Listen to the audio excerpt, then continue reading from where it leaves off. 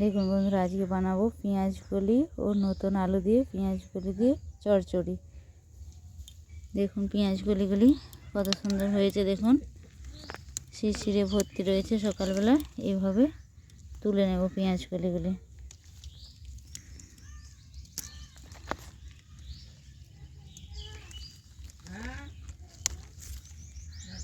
দেখুন বন্ধুরা, পেঁয়াজ কলিগুলি তুলে নিয়েছি। টাটকা পেঁয়াজ কলি আর নতুন আলু ভাজা খেতে দুর্দান্ত লাগে। আর এইদিকে দেখুন সন্না গাছটিতে কত সুন্দর ফুল এসেছে। আরেকদিন আপনাদের সন্না ফুলের বড়া বানিয়ে দেখাবো। দেখুন পেঁয়াজ কলিগুলি তুলে নিয়েছি আর এই যে নতুন আলু। এবার আলুগুলি একটু মোটা মোটা করে কেটে নেব আর পেঁয়াজ কলিগুলি লম্বা লম্বা কেটে নেব, দিয়ে ধুয়ে নেব। দেখুন বন্ধুরা, পেঁয়াজ কলিগুলি এরকম লম্বা লম্বা করে কেটে নিয়েছি। আর এখানে দেখুন আলুগুলি এরকম লম্বা লম্বা করে কেটে নিয়েছি, সরু সরু লম্বা লম্বা কেটে ধুয়ে নিয়েছি। আর এখানেও দেখুন এভাবে কেটে নিয়েছি। এবার এতে লবণ মাখিয়ে দেব।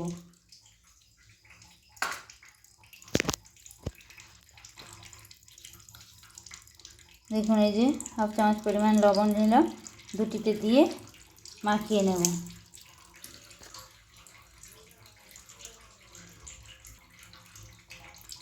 দেখুন বন্ধুরা, লবণগুলি দিয়ে মাখিয়ে নিয়েছি। এবার আধ ঘন্টা এই লবণে জল ঝরতে দেব। দেখুন বন্ধুরা, লবণ মাখিয়ে রেখে দিয়েছি। আধ ঘন্টা পর এটি রান্না করবো, আপনারা দেখতে থাকুন। দেখুন বন্ধুরা, আলু ও পেঁয়াজ কলিগুলি লবণ মাখিয়ে ঝরতে দিয়েছিলাম আধ ঘন্টার মতো। এবার কড়াই তেল দিয়ে গরম করে নিয়েছি তেলটি, আর আলুগুলি আলুগুলি আগে ভেজে নেব।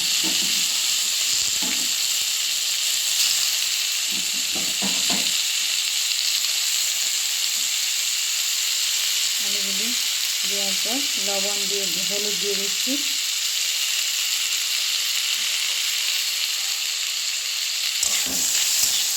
একটু ঢাকা দিয়ে দেবো।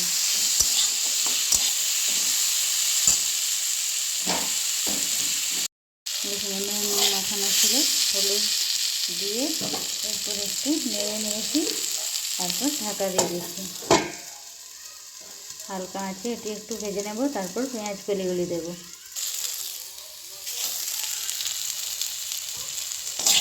এখন ঢাকাটি খুলেছি, এটি নামিয়ে নেব। হালকা আঁচে ভাজতে হবে, তাহলে ভালোভাবে ভাজা হবে, নাহলে তোলাতে লেগে যাবে।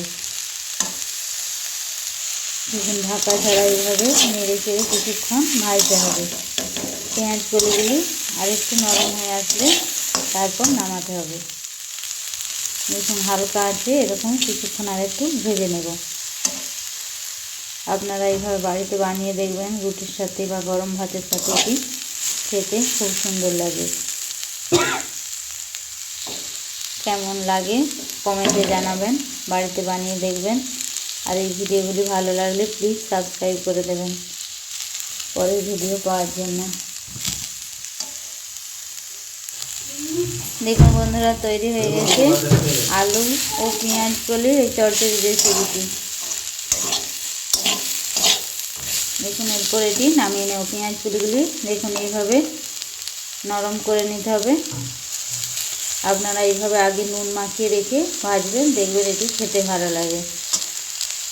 আর কেমন লাগে খেতে কমেন্টে জানাবেন। ধন্যবাদ, ভালো থাকবেন, সুস্থ থাকবেন।